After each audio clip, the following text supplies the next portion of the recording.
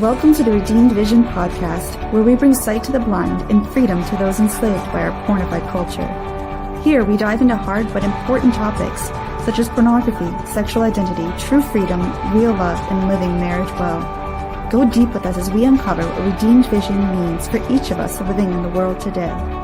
Come to know yourself, the power of redemption through Jesus Christ, the joy of laughter, and how to live in gratitude and wonder. This is Redeemed Vision.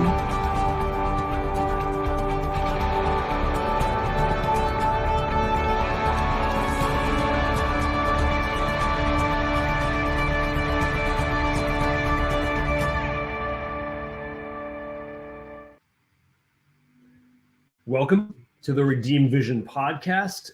I'm your host, Steve Pokorny. I'm the founder of Freedom Coaching, where we're found at freedom-coaching.net. It is an honor to have you here for another edition.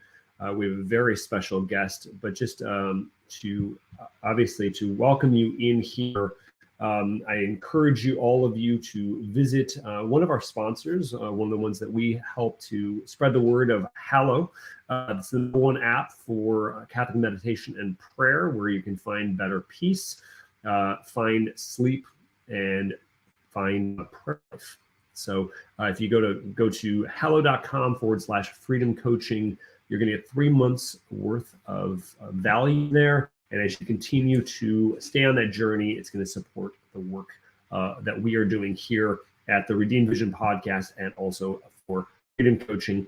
Also, I encourage you, if it so moves your heart, to come to support the work that we're doing. We help to provide for scholarships for those who cannot afford the experience of Freedom Coaching, which we are working not simply of breaking free from pornography, but to transform others through the transformation of their mind, heart, and vision for both men and women. So you can make a donation right at our website. And then also I encourage you, for whatever platform you are hearing or watching this podcast, to leave a like, to click the bell, to subscribe, and so that we can get the word out about the work that we are doing.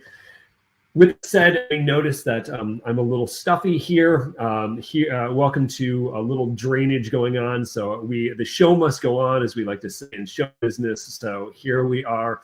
Also, something very spectacular, I would like to say. I'm in San Antonio, Texas. I'm a Ruthenian Byzantine Catholic, and we have a Ruthenian Melkite Catholic background. If you're not familiar with these terminologies, I encourage you to just search on them. There are lots of ways to be Catholic. The term universal is very real. And so just this past recent week, we had the bishop for the Melkite Church. There's only one bishop for the entire United States. Pretty amazing that the size of the diocese, and he was there at our parish mission, gave a beautiful discussion about the Eucharist. He also then came and consecrated a brand new altar. This altar was created from scratch from a family from Ukraine. I want to get this right, from Ukraine, who's now living in Poland. And 10 boxes, huge boxes, were shipped over with the parts. We assembled it. We, as a community, we stained it, and I had the privilege to be recording this. So in a little section behind the veil in the sanctuary, as they were consecrating this, I was there, one of the closest people there, besides any of the clergy or an altar server. So really, really moving, and a fascinating thing. The administrator of our parish, Father John, shared with the same process that they went in the Old Testament of preparing the lambs for slaughter, of basically covering them in a variety of oils, of chrism, of rose, of olive oil, is the same process that they use for consecrating an altar. I didn't know this. It's amazing. And this was, I call this the unicorn event, because very rare are you going to have the opportunity to see an altar consecrated. So if you ever have the opportunity, go enter into it. It was wonderful. And then our bishop, the bishop surprised us all that he moved our parish and actually he's a brand new bishop, Francois. He is a brand new bishop in the Melkites. He This is his first, one of his first few acts. He moved our parish, or actually I should say our mission, into an actual parish. So they are committing the Melkites to our community, and we see a 15-year lease for renting property from the Archdiocese of San Antonio. It's an interesting story on that. I'll save the details. And also, he moved our administrator to an actual pastor. So we have a committed parish here. And for us, this is a big deal for our family because we're finding a home here. And again, we've been involved in this community for many years, but it's a big deal. And I think this is a really important point for all of us. We need to find our home. Where can we find our home so we can grow in our faith? So any little part that Redeemed Vision podcast, this work can do to help you find your home in your faith journey, in your walk of acquiring genuine masculinity, femininity, we encourage you to enter deep into that. So with that said, that's a little bit of what's been going on. I want to introduce to you a very special guest. I'm very excited to speak to him, to dig into his work. This is Deacon Michael Halbrook. He was ordained for the Diocese of Springfield in Illinois. We always have to ask which state are we talking about, because according to The Simpsons, we never knew which Springfield is actually Illinois. By Bishop Thomas John Paprocki on June 26, 2021. So he's a new deacon, which is awesome, and I want to ask him about that. He and his wife have been married 18 years and are raising 4 sons. His diaconal ministry in the Roman Catholic Church at St. Elizabeth Parish in Granite City, Illinois, is to serve the pastor as director of faith formation and liturgy, not a small task. He has a deep passion for evangelization, catechesis, and the liturgy, as you will experience on our podcast, and a deep love for Eucharistic adoration, marriage preparation, and baptizing children. He is also the COO of Exodus 90. Some of you may be familiar with this program and also this pain, which we'll get into. He was apparently did it solo in 2016, did a virtual fraternity in 2021, and in-person fraternity in 2022 because he likes more pain. And now he is continuing in 2023 and has joined the staff there on some capacity. I think it's full-time, in addition to his work at his parish, and we will dig into it. But Deacon Michael has been involved in doing consulting for other major firms involved with being a director of Adobe, being also with other production services, including St. Louis's largest media production house, which involved doing digital media and analytics for customers such as AT&T and Anheuser-Busch.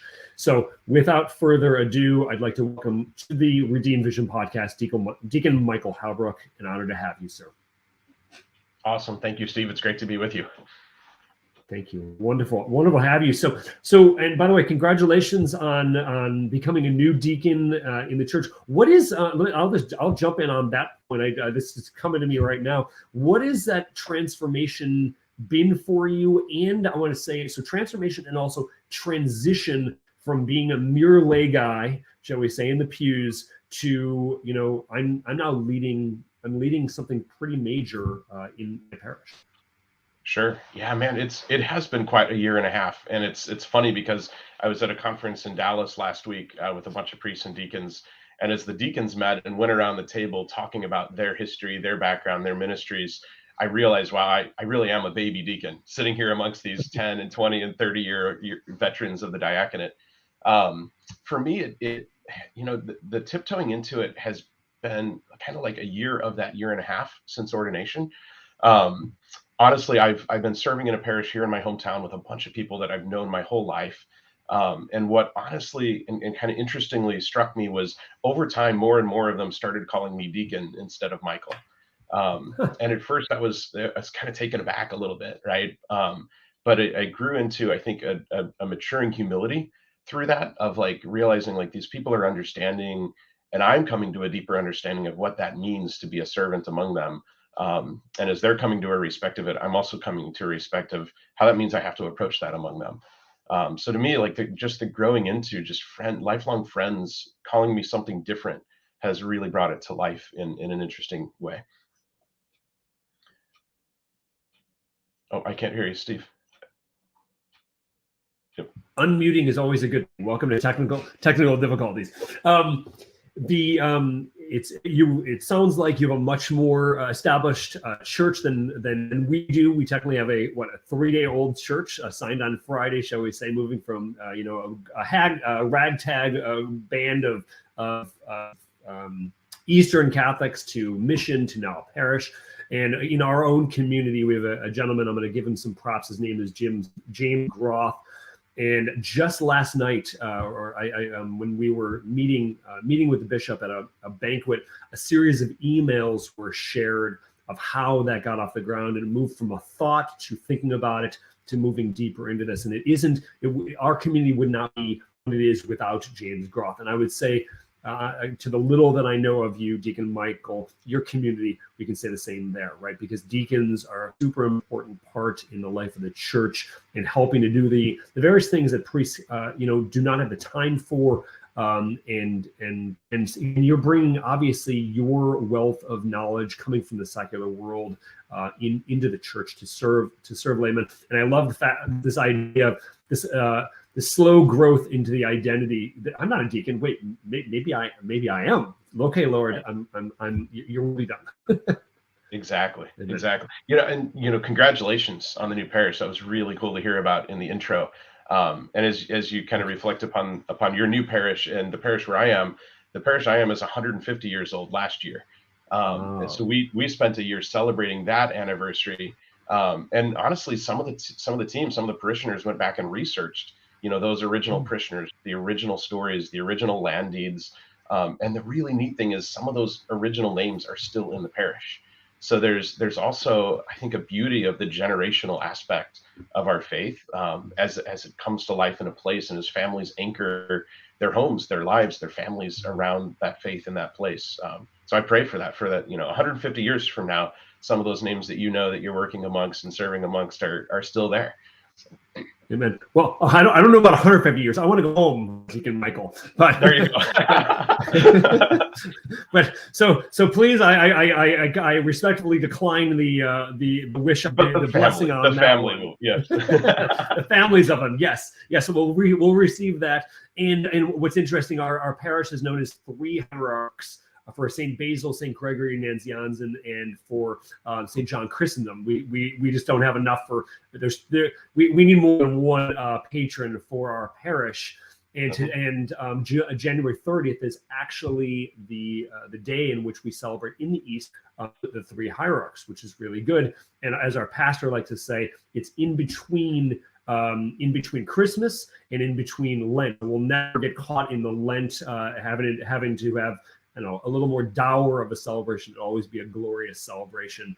And so it's 3 hierarch parish if anybody wants to check that out. And obviously I encourage all of you to come check out St. Elizabeth Parish in Granite City, Illinois, to see Deacon Michael and the work that they're doing there. And one more point on that till we move on is in the altar, and I think this is universal. So I know obviously usually there's relics in ours. We're still waiting for our relics to show up. So say a prayer for that.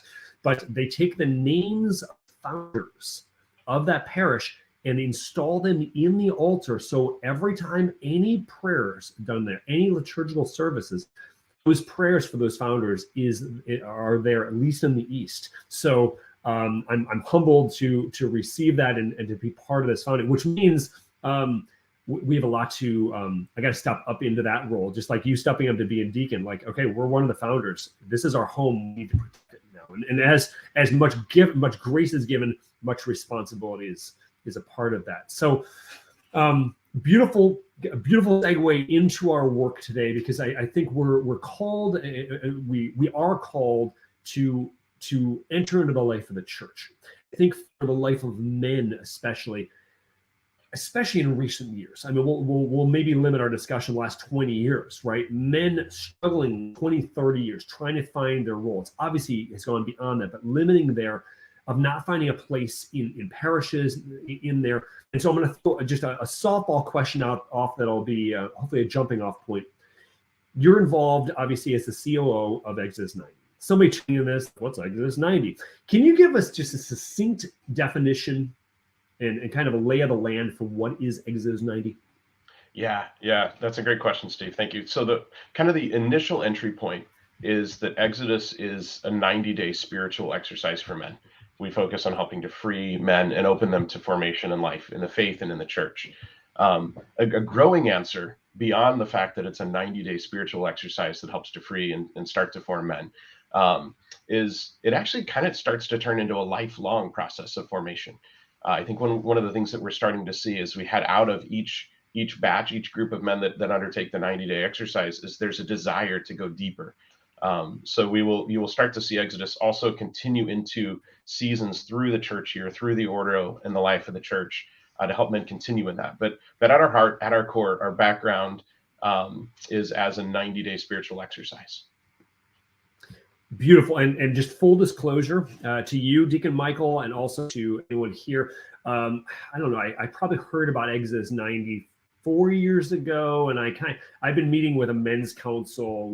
I like to say my Friday is my Sunday. That's when my week begins. That's when I get together with my men and they kick me in the teeth.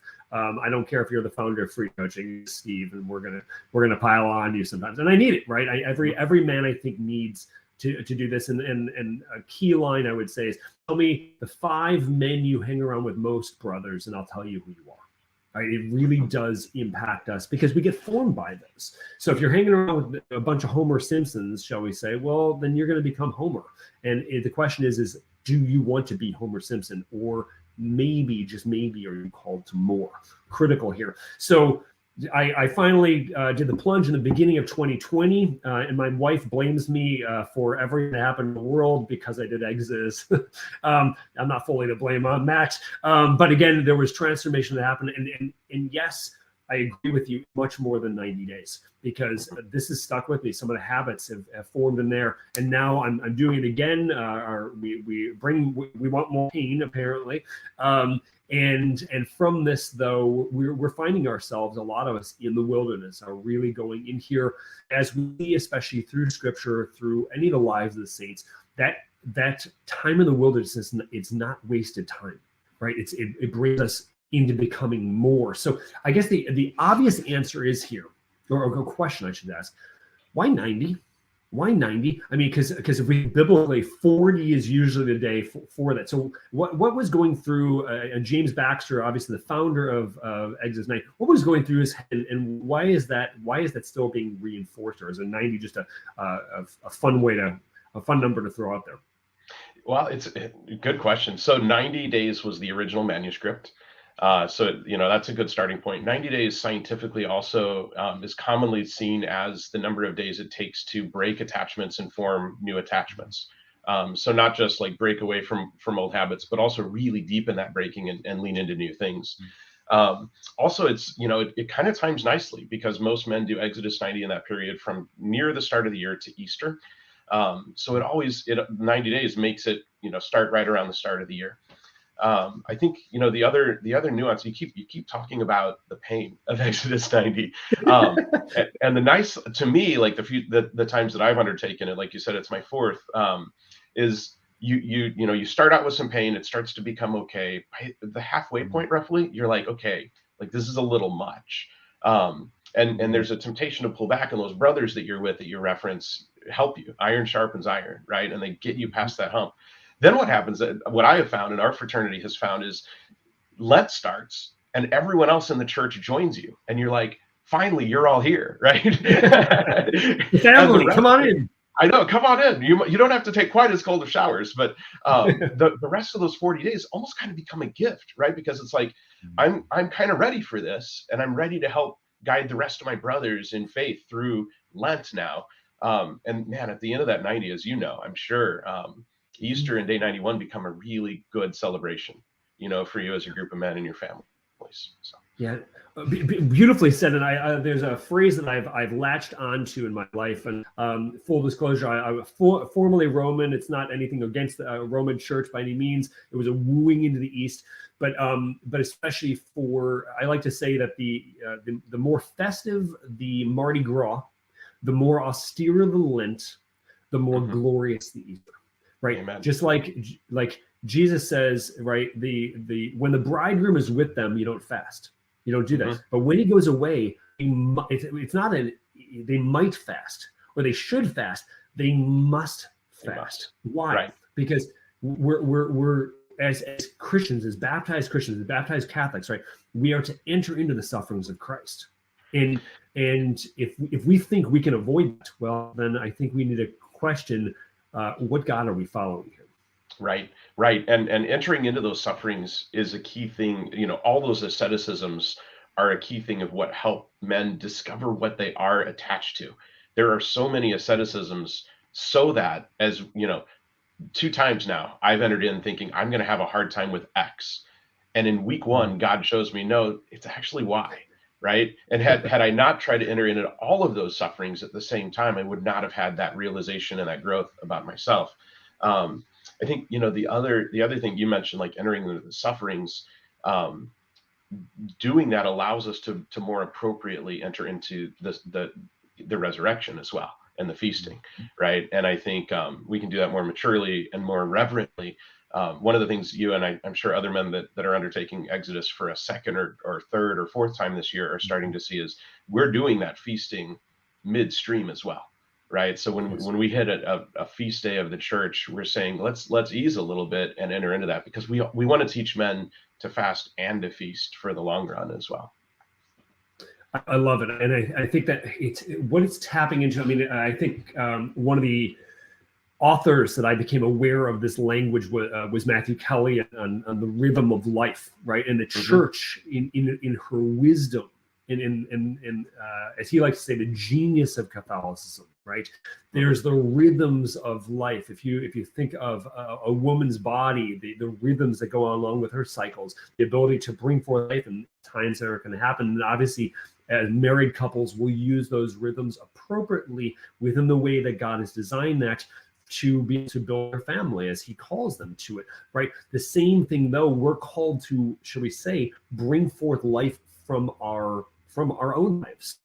We are given specific talents. Those talents need to be developed. And there's going to be times in which, we need to study, we need to drill in, we need to go into the weights really hard. But then, right, there's times in which, I think the secular world uses the term a cheat day. I think Exodus has on Sundays choose one little thing to lessen here.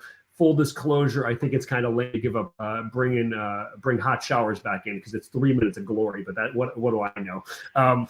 So within that whole thing, I think this is critical to realize. And I think in getting into true masculinity, what is our rhythm of life?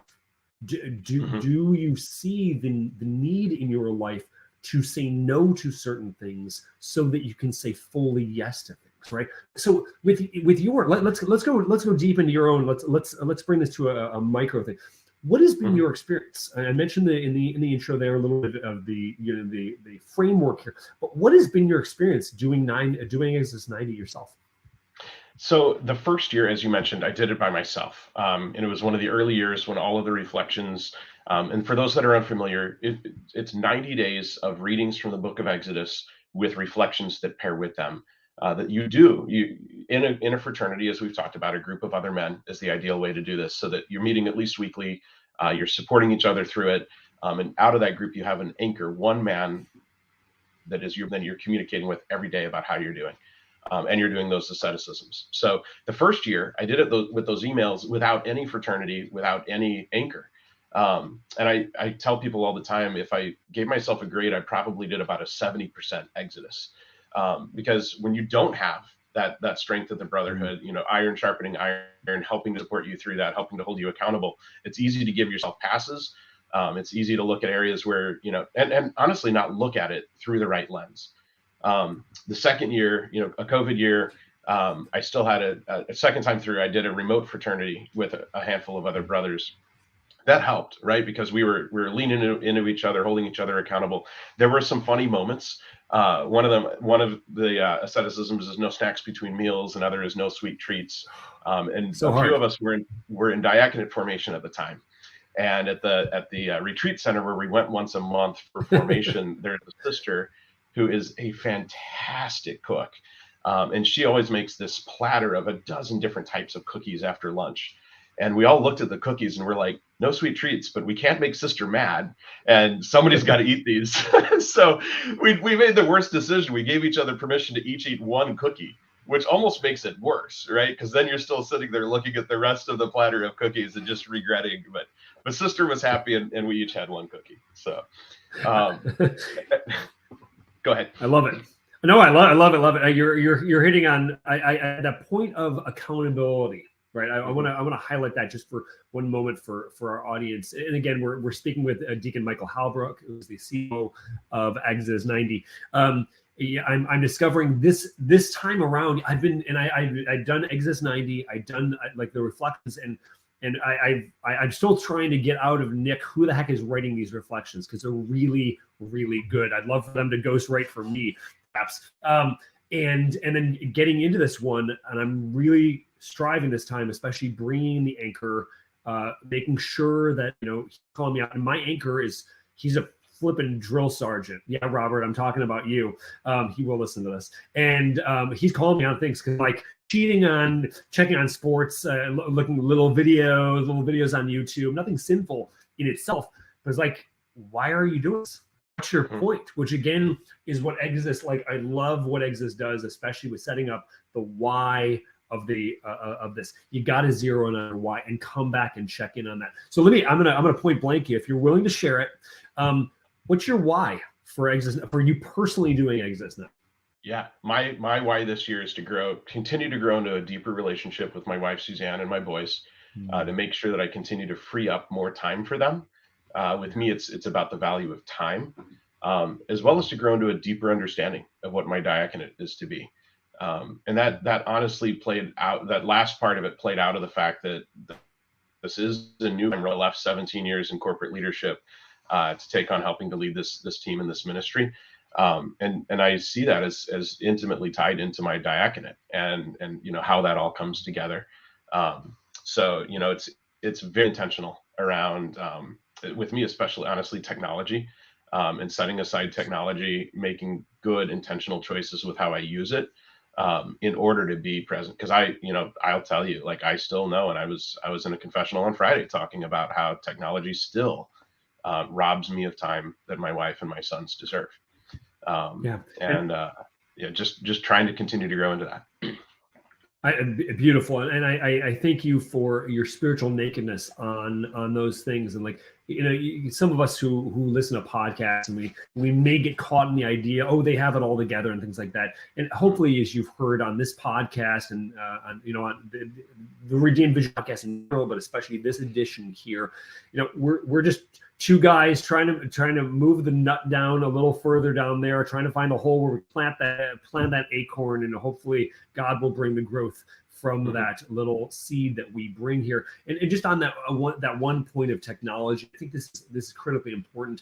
We find, especially in the work that we do, I mean, especially the accessibility of a lot of technology, of the way in which our culture is a formation, shall we say, but I would argue a malformation of masculinity and femininity for our sisters. And what we find is this gets us down sometimes a road into pornography use or unchaste behavior, things like that. And most importantly, right, this little thing, yes, it's a powerful device, and it's something that can be used for great good, for communication, and I hope we use that. But if it's stealing our time, right, time is the most valuable commodity that we have, right? I encourage all of us, and I'm Deacon Michael, I'm holding you accountable, and myself as well. Where is your time going, right? Because once it's spent, it's gone, right? And we often think, yeah, the sun's going to come up tomorrow, but you're going to be a little bit older, right? And if we're not being intentional, 10 years is gone. It's gone, right? I'm in my almost mid-40s. I'm like, I was just in high school. Good golly, right? So being intentional there is, I'm not going to name your age by any means. I'll leave that to you. But from this here is, how are we using this? So if we can take those things that have been distractions and for 90 days go all in for the people that are most importantly to us. First, our relationship with God. Then I like to humbly say, for ourselves, a proper self-care of ourselves, so we can give ourselves, if we're married, to our wives, to our children, right? And then the people that we're called to serve, especially in our parish, right? What difference will that make? And I think Exodus, as we're seeing, and I was talking to Nick, he's the director of operations, if I have his title correct, I think. Nick, our head of growth. Yep. Head of growth. Thank you. Yep. I think it's 47,000 plus new guys have joined, or total guys have joined on this round of Exodus. So it's a huge movement in there. And just think through this, ponder, dream. What happens if these men get activated? If they really believe in that? And I was saving this one for later on. I want to go there now because can you share 2 or 3 testimonies of people who have gone, of guys who have gone through Exodus? What difference has it made in their lives and the lives of others? Yeah, so I'll share a couple just out of my own fraternity. First, my little brother, who's 12 years younger than me, was in our fraternity last year, and I was helping him and his now wife through marriage prep at the time. And I joked with him, kind of, hey, like this is part of your marriage prep. In the end, I think we both realized it actually was great for that reason. But it was good having him in there with me, and just his testimonial. He wrote one on social a few months ago, telling all of his friends, many who are unchurched, many who don't practice the faith, just like how deeply meaningful this was to him to completely open him up to a freedom for others. That meant a lot for me. That was actually during my discernment of taking this role. Actually, I'll share a story that isn't quite a testimonial. It's almost a testimonial of my own that came out of my own fraternity. So last year, we had a group of 8 men that started together. A couple months in, one of the men in our fraternity unexpectedly, through an illness, lost his mother. And he had been, through the course of our fraternity meetings leading up to that, the thing that he had talked about that he was still having the hardest time with was the cold showers. And we all just kind of joke about it, like, the cold showers. What we did at that fraternity meeting that week, he wasn't with us because he was with his family, was the guy whose turn it was to decide what we were going to ease that Sunday, as you had earlier, said, hey, let's all ease the cold showers this week. But instead of taking hot showers, let's all still take cold showers and offer them for him. And called him and said, Eric, you now have a week of cold showers from us, of warm showers from us as the fraternity. Wow. Which my testimony on that is it opened my eyes to the fact that the asceticisms properly done aren't just for me. Properly done, they're actually a true sacrifice for other people. And that really, in our brotherhood of our fraternity, brought it home for all of us that these things that we're doing have meaning. And that's what makes it not a diet, not a technology fast, not any of these things, but actually a true spiritual exercise. That is beautiful. And that this is what the body of Christ is supposed to be. We're supposed to carry the burdens of others. As St. Paul talks about how we're all the body of Christ. We all have different gifts and talents here. And especially those who are, he uses the term, weakest among us, right? We all have weak moments. And I think one of the things going to the Garden of Eden, right, is men, one of our weaknesses, we don't want to be seen as weak. We don't want to expose our weaknesses. We don't want to show that, because the logic goes, or the false logic, I would say, of the world, if I expose my weakness, you're going to pounce on me. You're going to scream me. You're going to come at me. I mean, this is the dog-eat-dog corporate world, which I'm sure you could speak on that level here. But in the church, if the Gentiles, if those in the secular world do things one way, we need to do it different. So our weaknesses, and I think this is the brilliance that is just baked into Exodus, is the fact that communal nature, and which is very uncomfortable for men to start off with. And I think this is why it's not the cold shower so much. It's not that I have to give up all my social media or sports or whatever.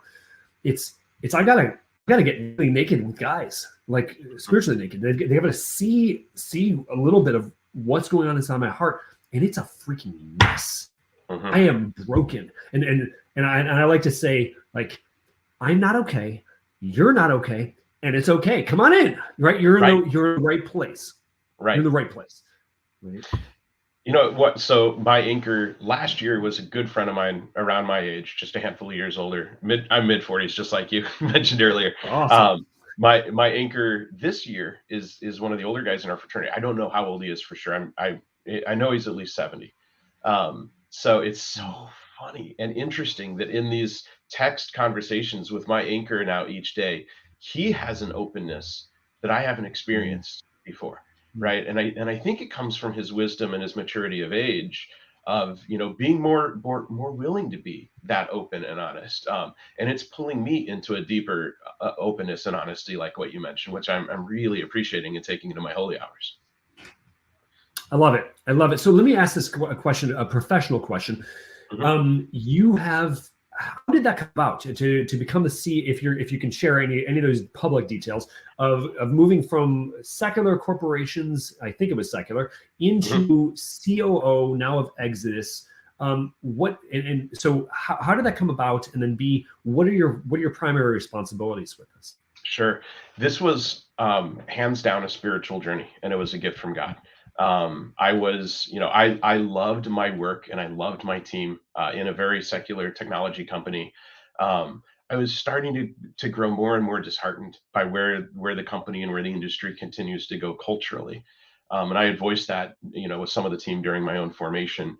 And I had talked with our diocese about maybe taking a role in the diocese at some point, which is what initially opened my mind and my heart to leaving that role in the tech industry. Then God literally planted Exodus in front of me. I had been helping the team a little bit with some efforts around helping them grow in parishes. I was on my way out to do a little focus group with them in Fort Wayne last spring. And as I drove from St. Louis to Fort Wayne, Indiana, the loop around Indianapolis, which could take forever, I was praying a rosary, and I heard very clearly, "You're going to be a leader in Exodus." I had no idea what that meant until I had completed that day with the team. The next day, as I was leaving their office to drive home, James, the CEO, walked me out and just kind of proposed this idea that he had discerned that he needed someone to come help actually run the day-to-day company. That started about a 6 or 7 month process of mutual discernment. A lot of prayer, a lot of holy hours together, driving back and forth between St. Louis and Indianapolis, and ultimately deciding to make that leap. The really, really cool close of that story that I know was a gift is, as soon as I hung up with my boss at my old tech company, giving my notice that I was leaving to take this role, I turned from my work computer for them and looked up at my personal computer, and I had just received the invite to the weekly team rosary from the Exodus team. And Mother Mary just wrapped this whole thing, in the rosary, and I'm grateful for the peace that brought me. She's good like that, isn't she? She is. Right? Yes. If you want to grow closer in your relationship with Jesus, seek out Mary. There's a wise truth of that. And if she's good enough for the apostles, who clearly were numbskulls, that should mean she's good enough for us, right? We could use her too. Exactly. Any of us on that. So I want to, for the remaining part of this part of our discussion here, I'd like to kind of move it to a more of a universal discussion here, right? Kind of the lay of the land regarding masculinity, manhood, things like that. Why do you see that so many men are gravitating towards Exodus 90 in the bit that you've been involved from both an outsider, just low guy, just participate in Exodus to finally getting on the inside track in developing Exodus to where it is now and where it's going? What are your thoughts on that? I love that question, Steve. I think, and we've talked about this quite a bit, because as Nick mentioned to you, 37,000 new men this year, 48,000 that started. So, including a bunch of repeat guys. What we've learned is a lot of those new men are not necessarily churched, and or Catholic, which is wonderful, right? It's a gift that God is leading them to this, I think. I think first and foremost, men desire a challenge. And the world is not putting good, authentic, true challenges in front of them. In fact, it's asking them to step back from them. So when in our culture today, when a man sees something that looks a little challenging, he takes a second look at it. And then I think as men come into it, and I've seen this in my own fraternity, within a week or two, you realize one guy in our fraternity talked about how he started thinking, I'm going to be just fine because I don't watch television anyway. So the fact that I can't watch television isn't going to hurt me. And then he realized, wait, I watch hours of YouTube on my phone every day. Right. And like those moments are what help a man realize right out of the gate, hey, there's something here in this that's giving me a freedom that I didn't realize that I didn't have anymore. So I think men are brought in through that desire of the challenge, maybe even a little bit of the desire of the brotherhood, as scary as that can be for us. And then they're pulled in ultimately then by the fact that they're starting to find some freedom, and they've been thirsting for this group of brothers. Oh, that's beautifully said. As you're saying this, the word lonely comes across my heart. Mm-hmm. I think there are so many men who are just utterly lonely, cut off, and just feel like nobody gets them. And I think, yes, it's true. The interior world, to penetrate, any woman who's worth her weight in salt knows this. To penetrate into the heart of man is very, very difficult, right? Just on the amount of words that's been said, women use of 40,000 a day. Men, we're capped at about 800, and so we're way over our limit on this on this discussion. All right, but I'm done. And but to get into that, to expose that is, and I think obviously this is where a lot of the vices come out, issues of pornography or drinking or drugs or just spending hours in front of me on a Sunday afternoon where our beautiful families there and are growing there, and I'm watching a ball game. Right. And again, it's not wrong to watch. I want to make it very clear, to watch a ball game once in a while. It's not a problem, right? It's not a bad thing. I'm hoping to watch the Super Bowl, probably just the game.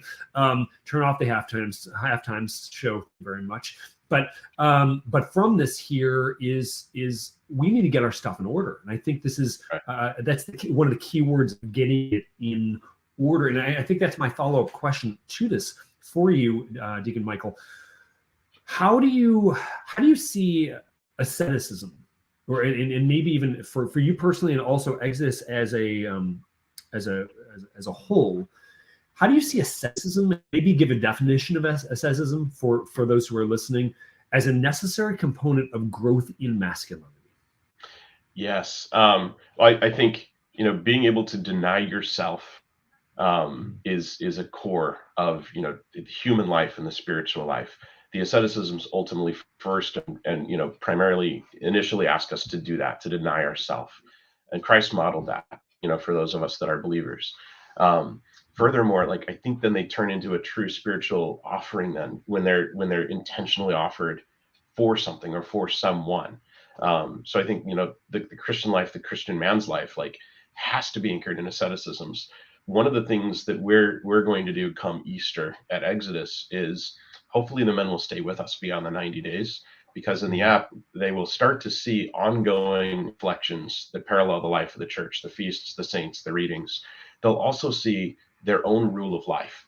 And we're going to, at some level of maturity this year, but definitely by next year, we're going to have a certain number of asceticisms that we recommend that every Exodus man should just continue with beyond those 90 days. And then recommend, here are some, and ask you to discuss in your fraternity, what did you do well at that you'd like to continue?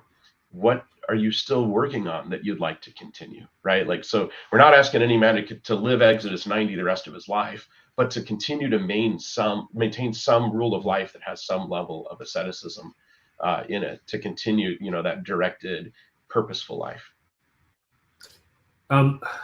Okay, so I'm torn with what you're sharing. This is there's an interior struggle, and hopefully those who are hearing this, there's a struggle as well. Because I'm going to speak directly first to those who are doing Exodus 90 now, right? There's a part of you okay, I'm doing these things, but you're jonesing for Easter when it comes, when I can slam that box of donuts, okay? Right. I'm not talking 2 or 4, the entire flipping box. I'm not saying to do that. Please don't, especially diabetics here. So, and then, but there's a part of us oh, can we just get a break? But then something does flip. And I think around the, 45, 50 day mark, it started to become a part of us, right? I'm going to start to I'm going to start to miss this. And I think this is why you have repeat offenders, shall we say, for the Exodus 90 program, right? I kind of miss it. I've gotten a little, I'm not as sharp as where I was, where I'm called to be. And this is what the calling back there. So like, please punch me in the face again. Please kick me again, right? I'm metaphorically saying, because I think we need to be sharpened there. Yeah. Well, and a couple of the guys in our fraternity at our first meeting when we started the 90 days this year that were with us last year, they said something to the effect of, I'm glad this is back again because I needed it again. And we've been meeting all year. We didn't stop, right? So, and I was sitting there thinking, why did you feel like you had to stop? So to me, it led to this, like maybe we're onto something with this rule of life of, hey, as a fraternity of brothers, let's continue to make sure we're supporting each other and keeping the right exercises in place to make sure that we continue our growth. And we don't go 90 days at the start of a year, fall off, into a deep end the rest of that year and then come back. But there should be this continuing maturity that we find together as brothers, iron sharpening iron. Amen to that. So let's drive home that point, right? This is no bones about it. Exodus 90 will challenge you to your core. There's no question about it, right? So how do you see guys who are struggling? There's maybe a multifaceted part of this. I'm going to throw this out. How do you see guys struggling with sticking with the program? I love what James, our CEO, my boss, says, which is there's no such thing as a perfect Exodus. Right. So as brothers, you have to support yourself in that. The Israelites did not have a perfect Exodus. I mean, goodness knows by the time Moses was down with the tablets, they had already broken them. But we have to realize, like, in that human weakness is that opportunity to continue to grow in strength. First and foremost in the daily holy hour, which is, one of the most important asceticisms, like growing closer to God, acknowledging our own weakness. Today's reflection, in fact, for those that are on Exodus, just about like, I have to have a heart that's willing to be softened, not hardened, and truly, truly entering into that and realizing I'm going to fail. I'm going to fall, right? Like there will be a day that I'm like, that cold shower knob is going to go a little bit warmer than what I think is right for the person that I'm offering that cold shower for that day. But, coming back to it with my brothers is the important part, acknowledging that fall, acknowledging that weakness, desiring to return to a fullness of it. It's not going to be a perfect Exodus. And that's just the nature of it. And beautifully said there. And I the line that I think is critically important for all of us, and I'm speaking especially to any of our scrupulous brothers out there who are hearing this, right? Perfection is enemy of the good, right? Jesus does call, he says, be perfect as my heavenly Father is. It's not be perfect at foosball, or be perfect at driving your car. It's perfection in love. And I think this is, one of the reasons why this is such a challenge is because we've been told in our culture, our world, that love is love. Love can be whatever it wants to be. But when we come face to face with the Gospels, and what reading the Gospels, reflecting on the Gospels, and I think this is especially what Exodus does, driving us in there, because the extra reflections there. But even as we're going through the book of Exodus, we're coming face to face with Christ. You have to confront your own humanity, because if we're honest, he is the God-man, 100% God, 100% man. He wants to drive us in our masculinity, even in our frailty. He wants to divinize us. This is one of the beautiful highlights that we find in the East, right? To divinize us. We're called to participate, as St. Peter says, to participate in divine life and divine love. So when any man who's worth his weight in salt knows, man, I got a long way to go. So how would you say, what piece of advice would you give to those who are considering, well, I'll throw the question out. I think this is going to be my closing question. Maybe there'll be another question, but succinctly, if you can, why do Exodus? To grow, to be free. And actually, I would lead with that second half first, right? To be free. Every single year, I personally can say that there's something that I have realized I was not free from. And I continue to seek that. So there's I pray humility in acknowledging and recognizing I can still grow and I still need to grow. And God is asking of that in my own baptismal dignity. And nothing nothing calls you out more than guys who know you, who say, yeah, okay, you're doing great on these. What about these here? Yeah. Okay. Yes. My anchor this year, I told you about him, right? Like I'm like, man, I'm having a tough time with this today. And he writes back and he's like, I didn't get the full 7 hours of sleep. And I'm like, oh, that's right, I didn't either. Right. So, that gosh, yeah, nothing helps like those brothers around you in actually truly becoming free. Yes, and it does feel like open heart surgery without any anesthesia sometimes, or dental work with no Novocaine, but that's besides the point. So I want to thank you for giving us insight into this, and to any man, and I especially say this also to any of our sisters who are listening to this, right? If you've gone this far in this podcast, right, the encouragement to encourage your actually, this will be a follow-up question here, to encourage your significant others, the men in your life, to say yes to this, right? What have you seen? Again, I've read some of the testimonies there, but what have you seen in your little bit of professionalism with Exodus, right, coming on team there, with how wives, how girlfriends have been, and even sisters have been impacted by men in life doing Exodus?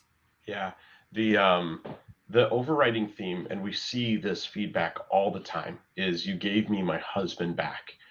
And that means a lot. And it's said oftentimes in 100 or 200 words, but it almost always includes a sentence that says something almost just like that.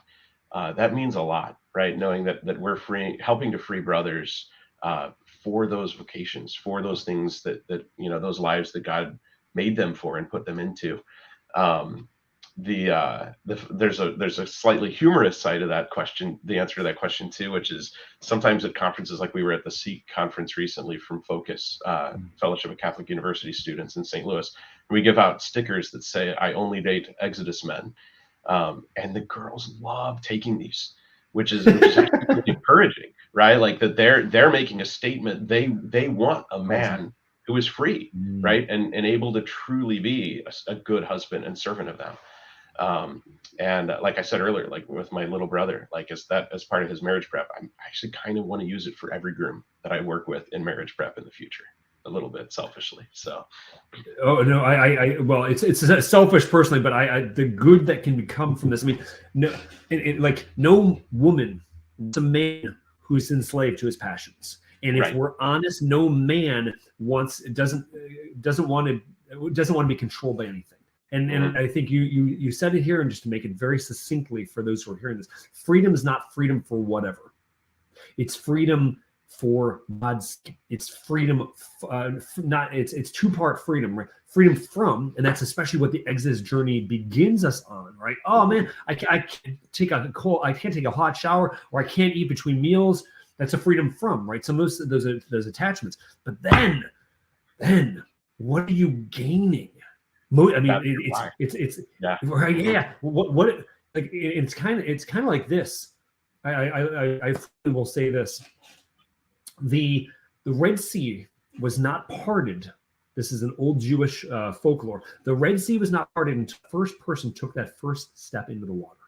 Right? You won't see this movement into a land of genuine self-possession, fully self-possessed man.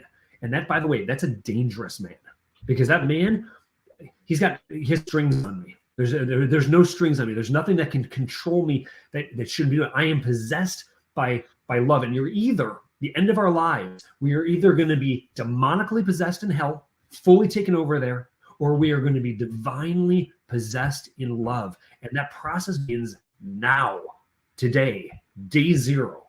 So the question is, what man do you want to be, gentlemen? I say be an Exodus man, and watch your life transform before your eyes and the eyes of others. Any last thoughts on this part of our discussion here, Michael? This was fantastic, Steve. I really appreciate it. It almost feels like you're a member of our fraternity, and I think that's another like real kind of beauty of the Exodus life is, men that have undertaken Exodus share something very, very core, and can probably pop in on any fraternity and feel right at home and have brothers there, which could become a very, very interesting and powerful thing in our world too. Well, I feel a conference for Exodus 90 is coming at some time in the near future, Mr. COO. So just Possibly. a thought. Possibly. I'm not going to say any more on that. But what I would say is, this is if we are the church militant here on earth, we are the church militant. We also get to participate, shall we say, the church suffering, which is those in purgatory. So taking care of purgation here on earth is a whole lot better than waiting. You see the party and you can't get into it. You're going to get in there at some point. Take care of it now. This is a good thing for there so that we can join the church triumphant. So join this core of brothers and watch life transform in many, many ways.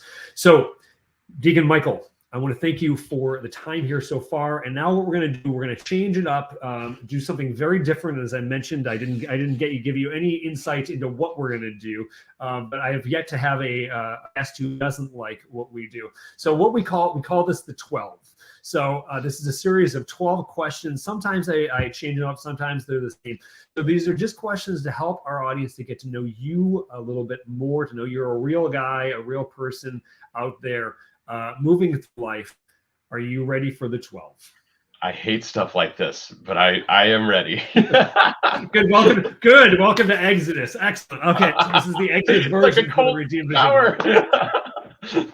Here it comes. And pull. All right, number 1. Peanut butter, creamy or crunchy? Oh, creamy. Lots number of 2. It too. Lots of it. There you go. And by the way, that's not on the no-no list for Exodus. If it does, I may have to call an audible. That's my Friday lunch is a simple peanut butter sandwich when I'm on Exodus. Very good. Number 2, if you could be any Star Wars character, who would you be?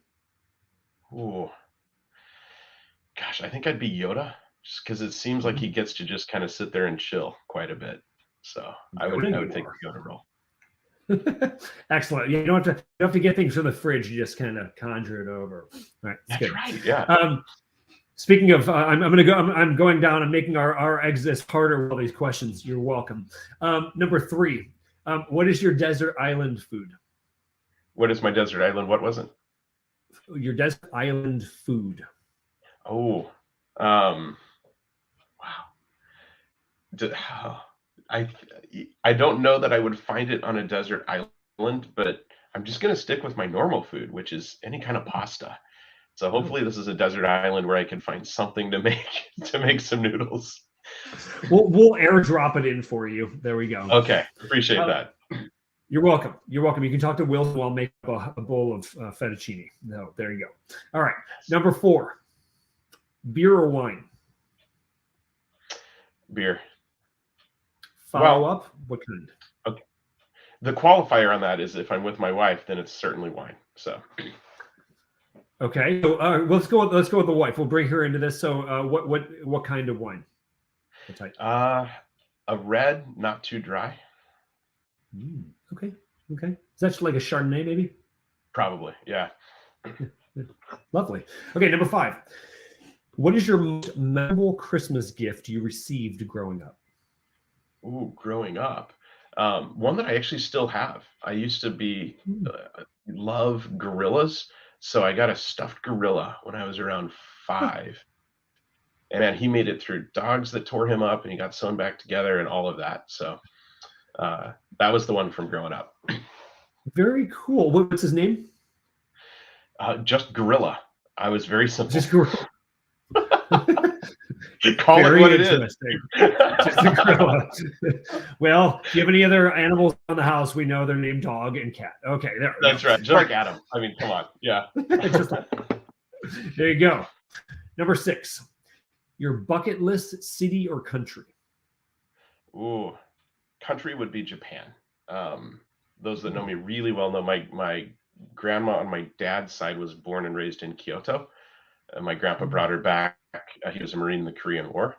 And I've never been to Japan. but especially to explore Kyoto, where she grew up and lived, would be awesome.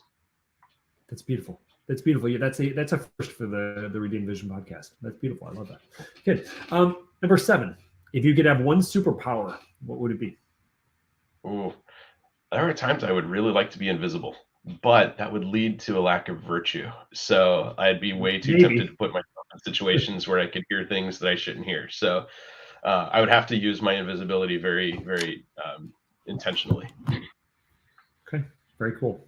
And that's like all masculine virtue, right? These are superpowers that are given to us. We must use them virtuously.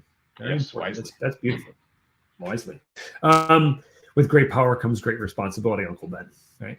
There you go. True. Number 8, 2 parts. Have you seen The Chosen? Yes, but not the last few episodes. Only the first 2 of this season so far. Okay. And I do recommend them, by the way. Impossible question. What's your favorite episode so far?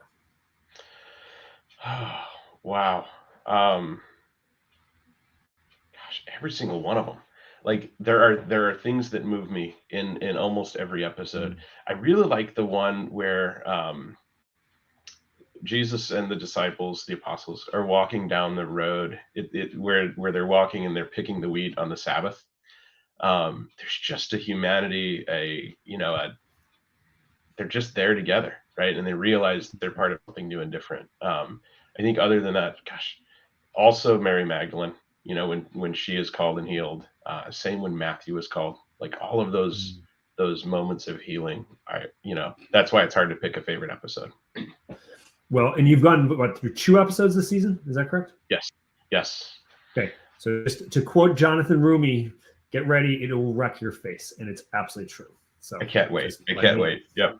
It's set a timer, put it on. It's beautiful. Cool. Number 9. Besides obviously your name and date, what do you want written on your tombstone? Wow, that's so funny you ask, because just this morning I was thinking about what we would put on our tombstone.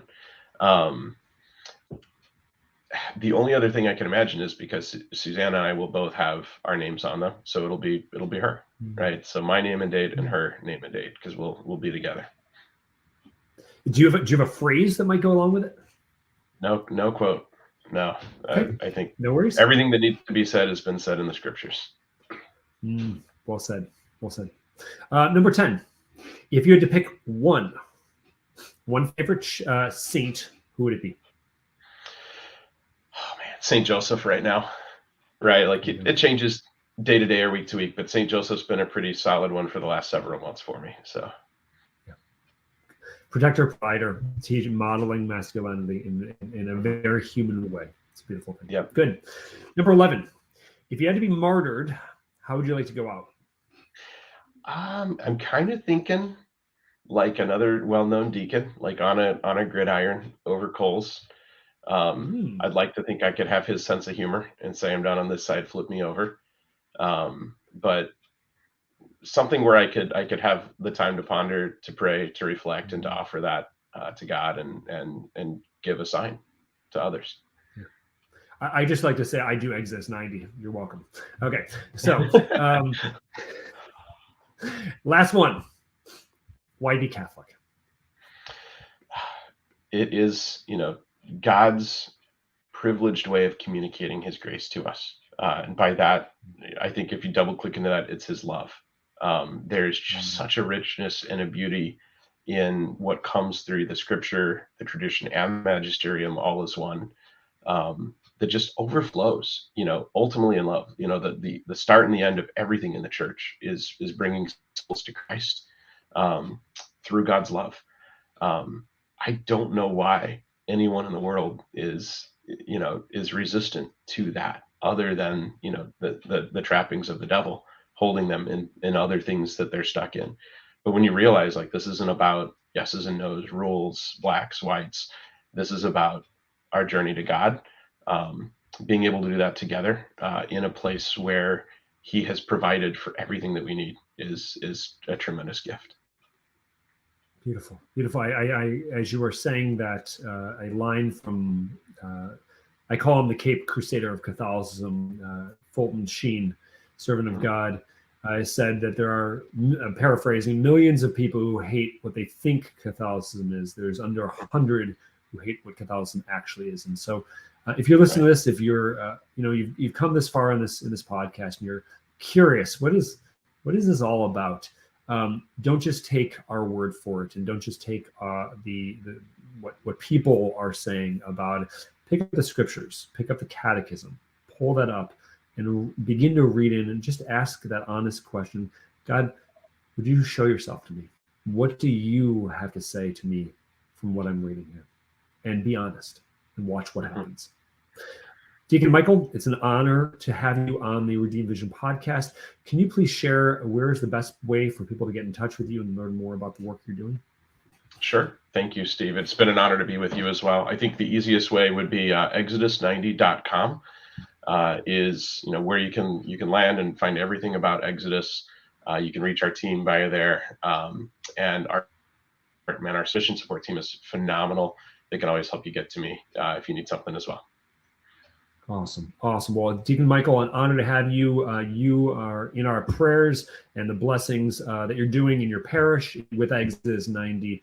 And I pray, and I'm pretty sure this will not be our last conversation on some level, but I'm thankful for you and for taking the time today to share a bit of your work with Exodus 90. No, thank you very much, and happy feast day. Thank you very much, and blessings. And to all of you who have been present here, we want to thank you for spending some time here. If you have not checked out Exodus 90, if you're kind of still curious about it, please head over there, download the app, get involved with this. I promise it will change your life. And there is a female version of this. I'll let you do your research on the name of that just to spark some interest there. And as we say here on the Redeemed Vision podcast, nothing is wasted. Everything is redeemable. And may everything we do give glory to the Father and the Son and the Holy Spirit, as it was in the beginning, is now, and ever shall be, world without end. Until next time, God bless. We look forward to seeing you on the next edition of the Redeemed Vision podcast.